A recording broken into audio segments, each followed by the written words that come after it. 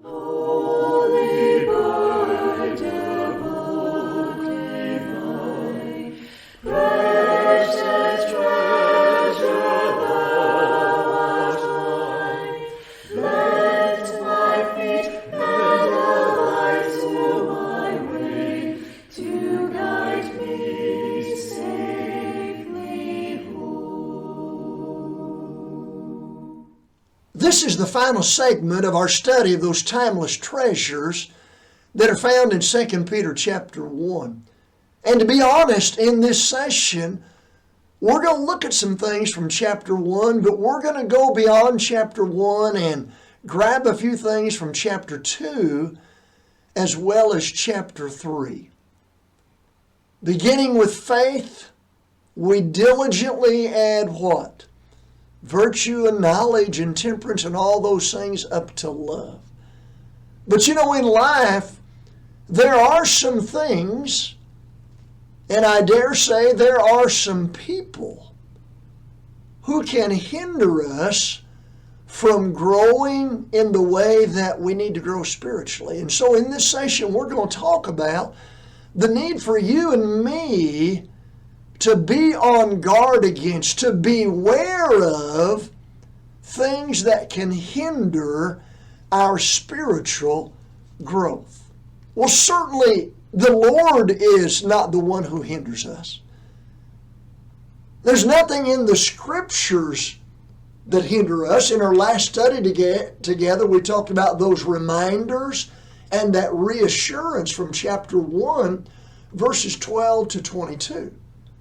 But what is there in my life that could get in the way or even hinder my spiritual growth? Well, we read back in chapter 1 in verse number 4 that we have escaped the corruption that is in the world through lust. Now, the message of 1 Peter 2 and 11 is that we're to abstain from fleshly lust. So one of the aspects of life that certainly can get in the way of my spiritual development is my fulfilling the lust of the flesh. And so I need to be on guard against that and do my best to practice that self-control which we studied about earlier in chapter 1. But in addition to my personal lust, as I look over into chapter 2, now remember at the end of chapter 1, Peter was writing about true prophecy and true prophets.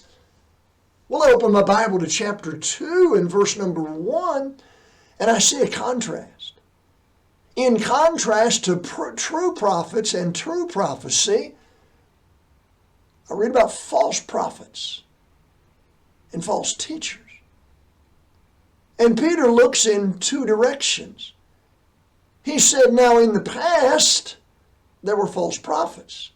And he said, in the future, there are going to be false teachers. And according to verse number 2, many are going to follow or be carried away by their destructive or pernicious ways. So that ought to be a red flashing light for you and me. Danger. False messages can impede our spiritual growth. And then in chapter 2, verses 6 through 8, we read about the cities of Sodom and Gomorrah and a man by the name of Lot who lived there. And it's just a reminder.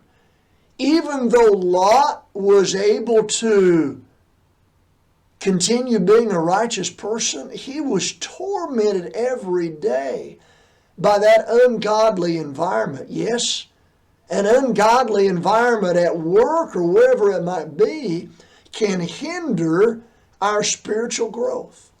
In chapter 2, verses 14 and 15, we read about a man by the name of Balaam, an Old Testament character.